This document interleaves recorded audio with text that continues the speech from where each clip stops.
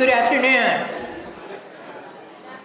My name is Sharon Smith, and I'm the president of Pitt Greensburg, and also have the honor to be a TIAA Research Institute Fellow.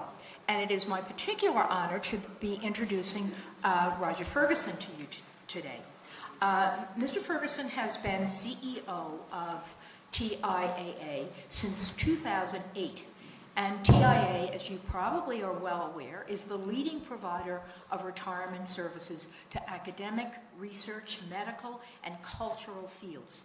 For 100 years, TIAA has been on a mission to help customers, like everyone here in this room, to meet their financial goals. By staying true to that mission, TIAA enables each of us to focus on our own personal missions, through discovery, through pedagogy, through service, to make our communities and the world beyond here a much better place because we are here.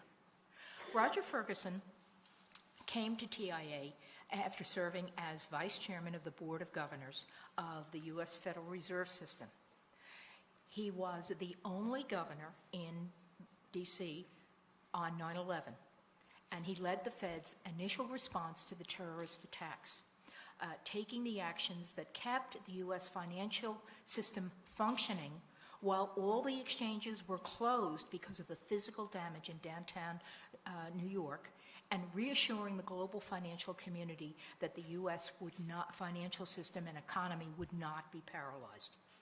Prior to joining TIAA, he headed up financial services at Swiss Re. And he also was an associate and partner before that at McKinsey & Company, and began his career as an attorney at Davis, Polk & Wardwell. He's a member of the Smithsonian Institution's Board of Regents and serves on the New York Insurance Advisory Board. He's a fellow of the American Academy of Arts and Sciences and co-chairs the Commission on the Future of Undergraduate Education. He's the chairman of the Conference Board and serves on the boards of the Institute of Advanced Study and Memorial Sloan Kettering Cancer Institute. He also served on President Obama's Council on Jobs and Competitiveness, as well as its predecessor organization, the Economic Recovery Advisory Board. And he co-chaired the National Academy of Sciences Committee on long-run macroeconomic effects of the aging U.S. population. He holds a BA, a JD, and a PhD in economics, all from Harvard University. So we're delighted to have him here today, and please welcome Roger Ferguson.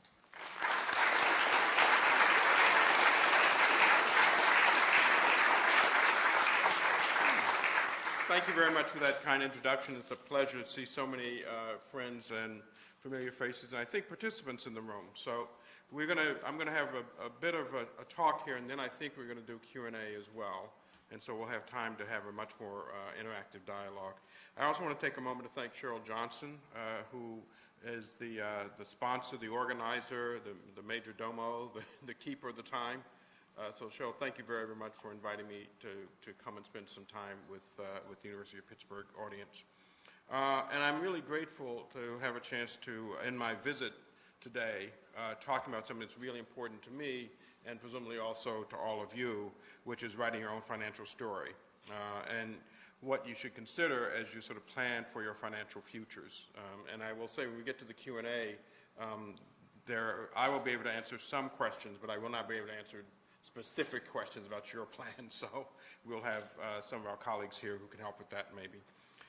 Before I do any of that, though, I really want to take a moment to express from myself and my company our sincere condolences to the Pitt community, both the University of Pittsburgh and the Pittsburgh community more broadly, for the phenomenal losses that you felt a few weeks ago. Some of the individuals involved were actually our participants, and so we are keeping the Pitt family, Pittsburgh, University of Pittsburgh, and my own TI colleagues really close to our thoughts at this moment. I've heard from colleagues that the city is really rallying and pulling together again. I hope the university is doing the same. But I just want to start by just sort of recognizing that all of us are with you as you go through this process of healing. The other point I'd like to make is that the University of Pittsburgh and TIAA have a long-standing history. Pitt has a special place in our heart. So our company was started in 1918 by Andrew Carnegie, a well-known son of Pittsburgh. And the partnership between the University of Pittsburgh and TIAA goes back almost to the very founding, to 1919, 1920. And so you have been with us, one of our founding members from almost the very beginning. You can tell by the date I gave that we're celebrating this year our 100th anniversary. And I'd like to share with you a few highlights of our history so that you understand who we are, particularly for those who may not be familiar with our story. So as I said, we were started 100 years ago by Andrew Carnegie. Andrew Carnegie was on the board of Cornell. Ezra Cornell went around the country when he started that university. Obviously, he didn't have alumni, and he got some of the leading lights to join his board. And Carnegie, who was a really big believer in education, though, as you know, he himself did not have much formal education, looked around at Ithaca and saw that some of the greatest minds of the era were either retiring into poverty or not being able to retire at all. And so he and some colleagues created this idea that has since become TIAA. So we started with a few $1 million, and now we are managing $1.2 trillion. We now work with 15,000 institutions and approximately 5 million Americans. So, you know, Carnegie was a genius in many ways, as we can see, but one of them was his ability to foresee a future, and hopefully those of us who have been working in his shadow, so to speak, have brought that to life. We're very happy that Pitt had the foresight, so to speak, to embrace Carnegie's vision at the very early, and we've been very pleased with the kinds of results that we hope that all of you have experienced. And our focus, though we've changed over time, our focus has really not changed one bit. So with that backdrop, let me tell you what I'm going to tell you. All of you know that in higher ed, the professor should start by saying, well, here are the 3 things I'm going to tell you, and then tell you those 3 things and then summarize. So I'm going to follow that path. So the 3 things I'm going to tell you, first I'm going to highlight some of the economic, technological, and demographic trends that are shaping our world and the implications that they might have for some decisions that all of us have to make. I'm then going to talk about specific challenges in the area that is most familiar to me and to my company, which is retirement. And then I'm going to offer some concrete steps that you can take to build your own financially secure future, which is the theme of today's topic. So let me start with a few words about some of the trends that are shaping the current environment.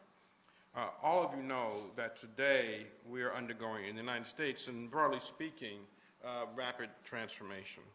And while it's true that transformation and change has always been part of the American story, it's different today in the accelerating pace.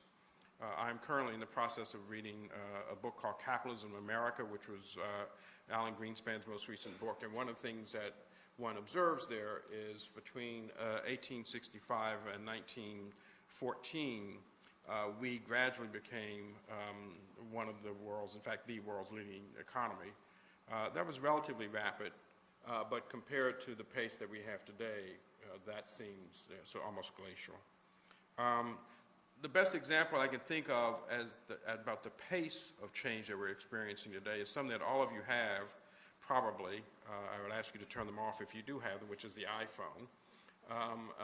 And the iPhone, believe it or not, as ubiquitous as it is, as much as it's changed our lives, has only been around for 11 years. It's really just quite amazing as the exemplar of the pace of change that we are living through.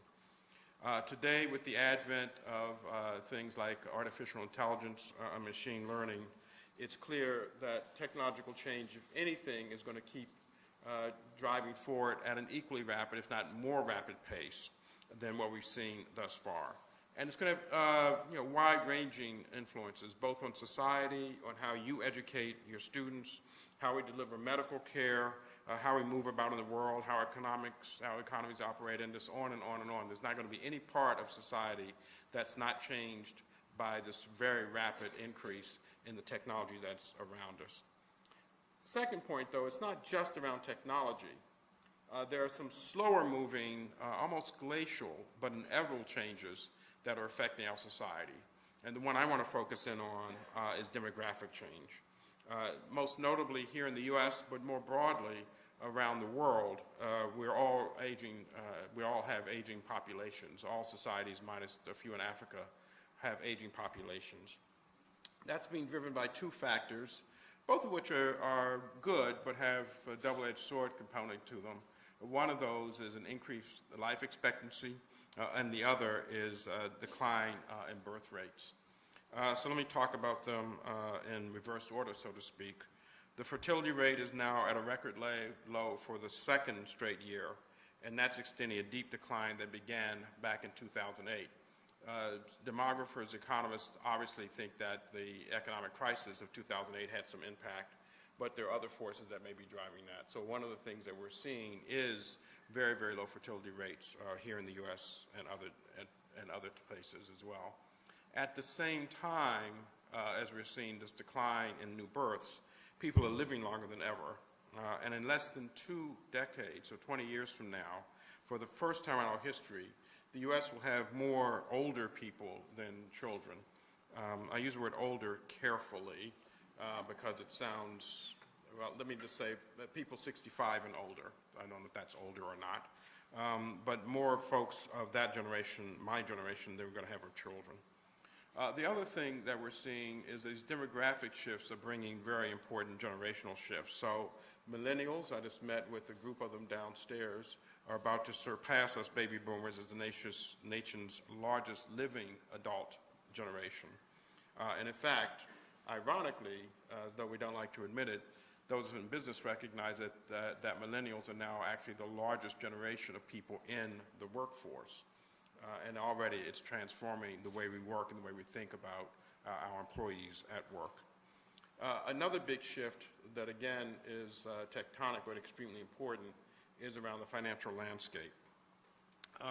Household debt, which has been going up and down, is now at a record level of $13 trillion. And all of you know, because you see the headlines, that includes about $1.5 trillion in student debt. And meanwhile, the personal savings rate remains far below long-term averages. And this is something that I've been observing since I was on the Fed. In the mid-70s and the 80s, the personal savings rate was 5–6%. For long periods of time, when I was at the Federal Reserve, and even more recently, it's been very low, 1–2%. Even occasionally, we have had a negative personal savings rates. The other big trend is, against all that backdrop of increasing debt at many generations, low personal savings rates, Americans are facing increased complexity in their financial lives. And this is an interaction with technology. And so we're seeing more choices, we have more control of our financial matters, but also there's been a shift to more personal financial responsibility, which is why this talk, these themes that you're working on are so very, very important. There's a professor at Yale, Jeffrey Hacker, who has written an entire book on this topic. It's called The Great Risk Shift. And it's an observation that over the last 20, 30, 40 years, the risks around financial matters have been moving from large institutions, primarily in the private sector, to individuals. Things like taking out loans to pay for an education, investment decisions around retirement. All of these are becoming more individual decisions, and they are decisions that have a long tail effect, as we say in economics, which is to say the impact could last literally for decades, not just a few years. Against that backdrop of demographic change, technological change, more financial responsibility put on the shoulders of individuals, one thing that hasn't changed is the degree of financial literacy. There's a woeful lack of knowledge around financial matters across society. That seems to show no differences dramatically across demographic groups, across different cohorts. And this, by definition, affects the ability of individuals to handle some of these risks that have been shifted onto their shoulders. So if you're listening, summation of part one, dramatic change, some of it driven by technology, relatively rapid, some of it slower, more glacial, but inevitable, call it demographics, and then some of it just driven by decisions that we as a society are making, which is putting more responsibility for our financial plans onto our shoulders. Let me now take it to the second topic, which is related to this first set of things, which is the area in which my company specializes, which is around retirement and the retirement challenge. So because of the demographic changes that I've just talked about, all Americans had to prepare for the fact that they're likely to live longer than any previous generation. So to give you an example, for an individual male in America today who is 65, that individual will live past 85. About half of the men will live past 85. For women who are today 65, half of them will live to be 90. So if you're paying attention, women and men of the same age today, women will have a life expectancy of 5 years longer than men. When I give this talk, people often ask, well, why is that the case? And the answer is because the women deserve to live longer than the men. And yes, that's the right answer, you see. And so what does all this mean? What it means is that we will spend, as a generation, more time in retirement than our grandparents have. And some of you who know economic history know that when the retirement age, so-called, of 65 was created in Germany, the life expectancy was around 67. And so there has been, a dramatic shift towards longevity, which is a positive thing, but it does mean that we have to plan, all of us, to be in this thing that we're calling retirement for 20, 30 years perhaps. For younger folks that I was just talking to, their retirement can end up lasting even longer than that. And so that means that it's important for all of us to be getting more prepared than we have been. Unfortunately, against this backdrop of demographic shift, financial burdens picking up on people's shoulders, a couple of challenges are quite clear. One is that many Americans have not saved enough to prepare for this new reality. Not true here on the Pitt campus, but in society overall. My friends and former colleagues at the Fed and other government agencies estimate that the shortfall in retirement savings in the United States is somewhere between $4 and $7 trillion. And what that means is that many baby boomers and Gen Xers and potentially millennials face the risk of outliving their retirement savings. The other big challenge in retirement that all of you are well aware of is that the government safety net, Social Security and Medicare, which has been the bedrock of retirement security, are also under increasing pressure because of exactly the same set of challenges, demographic challenges. To give an example of what that looks like, in the 50s, there were about 15 working age people for every retiree. In the next 5 years or so, it's estimated there will be 2 working age individuals for every retiree. And so Social Security itself is going to be under quite a bit of threat. And any of you who follow this know that the Social Security trustees who are responsible for the financial health of that program tell us that by 2034, which is only 15, 16 years away, Social Security Trust Fund, as it's called, will be exhausted. That does not mean that Social Security will be bankrupt, but it means that Social Security will be able to pay only 75% of the benefits that it's supposed to pay. And so we have a number of challenges in the retirement space, not so much in the higher ed world because of the benefit of TIAA and our companion product, CRAF, but more broadly in society. The final point I'd have to make, and this is relevant to everybody, which is the big uncertainty as we all get older is around healthcare expenses.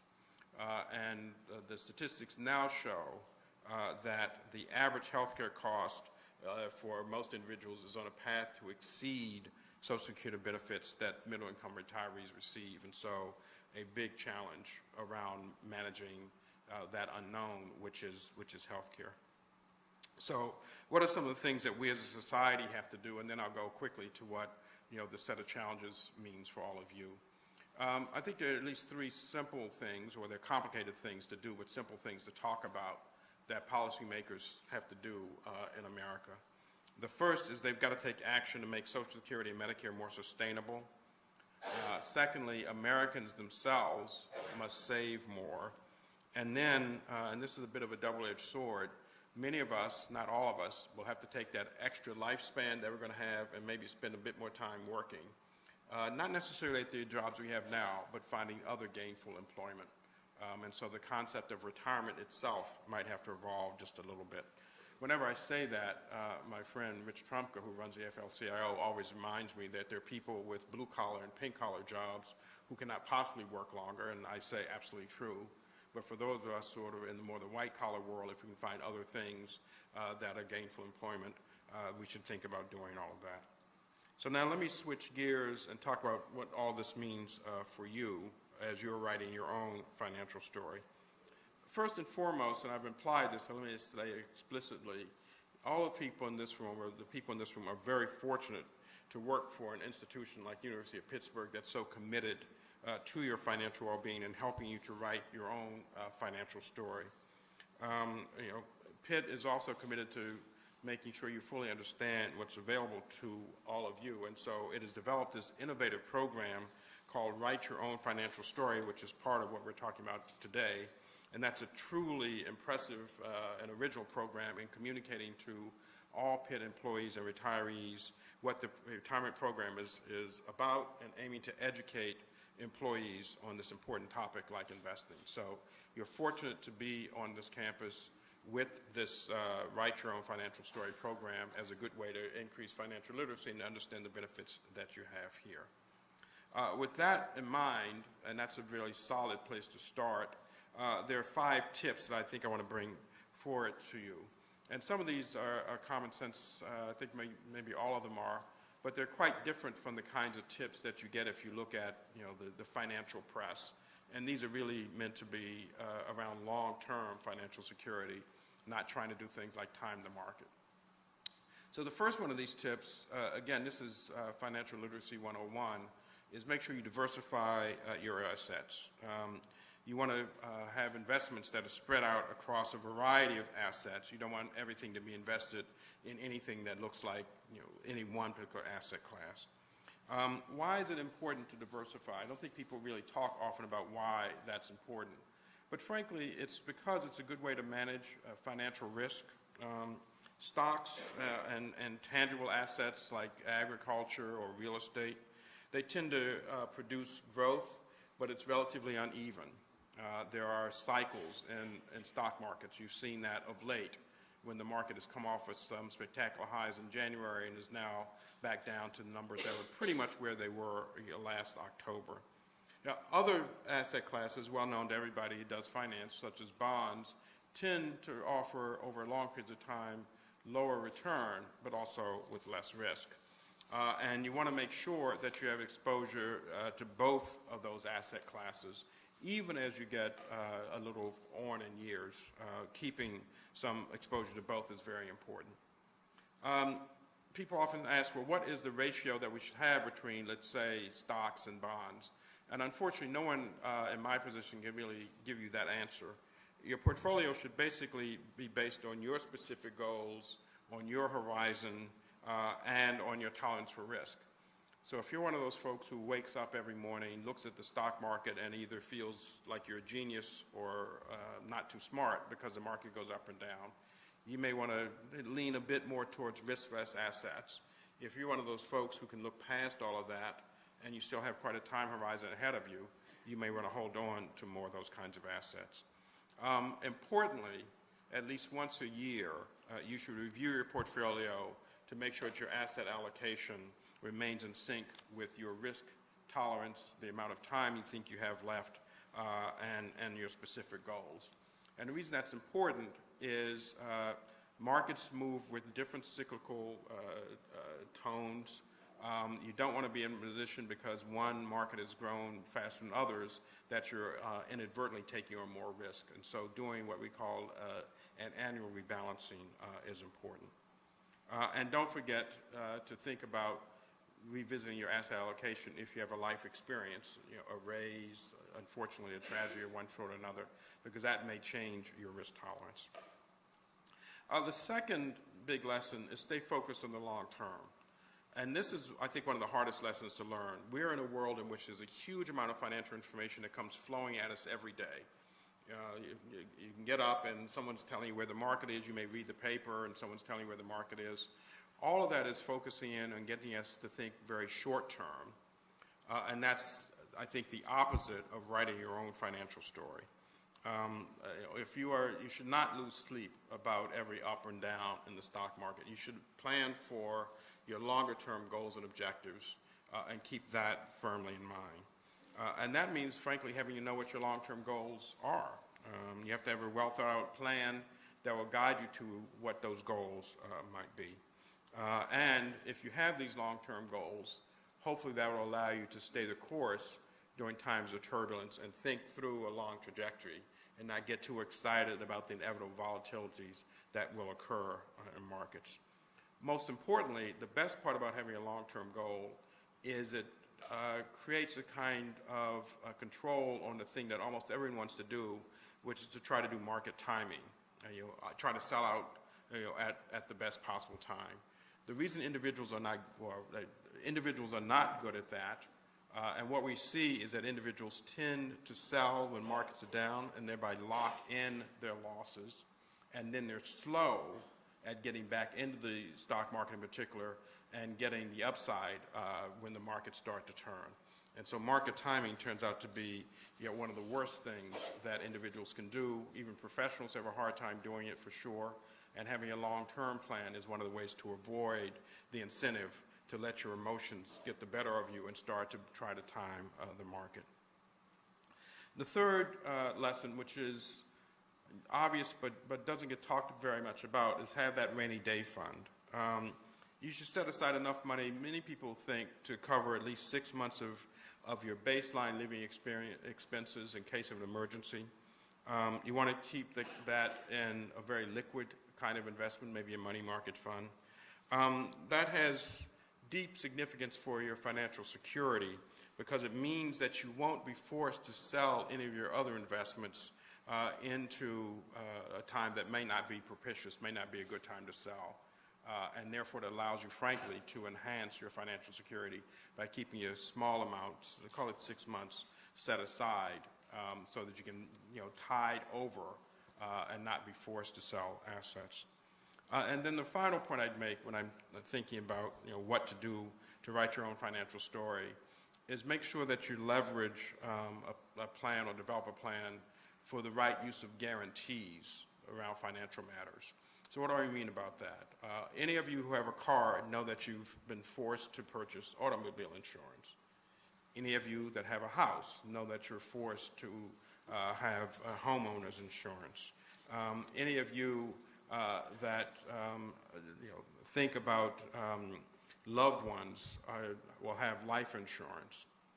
But far too few people outside of those who leverage TIAA and CREF think about having lifetime income, i.e. insurance, in case you should be blessed with one of those really long life expectancies.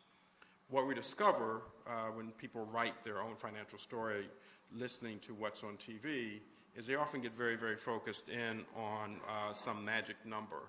There are ads on TV with people carrying a number, $2,500,000, $1 million, whatever it may be. That creates in all of us an incentive to think, well, it's really only about the size of the nest egg. And the nest egg is not irrelevant, but the more important question is what can you do with that nest egg to generate sort of lifetime income. There's a consensus among economists that the financial products that we have available that are best at creating lifetime income are these products that we call annuities. And obviously we at TIAA agree with that since we've been the largest annuity writer for the not-for-profit sector since 1918. Annuities, to be clear, have gotten a bit of a bad rap, but done right with low fees, without hidden guarantees, without promises that cannot be kept, with flexible income options. These kinds of annuities are the ones that are an excellent source of steady income. And obviously, as you well know, my company, TIAA Company, which is your company as well, is a leader in this space, and I think it's really important to bring forth, whenever we can, the value of the kinds of annuity options that you have available here at the University of Pittsburgh. And my final advice links back to the comment I just made, one of the earlier comments I made, which is really take full advantage of all the resources that Pitt makes available to you for financial education and advice. These choices that I'm talking about, how much to save, how to think about when and how to use an annuity, what to do with respect to a broadly diversified portfolio, how to measure your own risk appetite. These are complicated stories. These are complicated decisions to have to make, and you shouldn't have to do it alone. So you want a good advisor who is aligned with your interest, and they can really help you on these journeys. And so with that, let me stop and tell you what I've told you. And so I talked about three things. One is change, describing technological change, which is rapid, demographic change, which moves more slowly, the shift of risk for institutions to individuals. Secondly, I talked about the retirement crisis in America, which has to do with demographics, has to do with the low level of savings, has to do with some fundamental challenges in Social Security and Medicare, et cetera. And then third is I talked about what all this means for individuals, thinking about the long term, being broadly diversified, leveraging annuities, not trying to time markets, and leveraging the capability here at Pitt, among other places. The final point I'd say in that last regard is Pitt has a website. It's called Write Your Own Financial Story. It's a great place to start. Scheduling meetings with an advisor, getting information about investing, linking to other websites, leveraging and linking to TIAA itself. And so, that's the message. I told you I was going to tell you. I then told you, and now I've described what I just told you.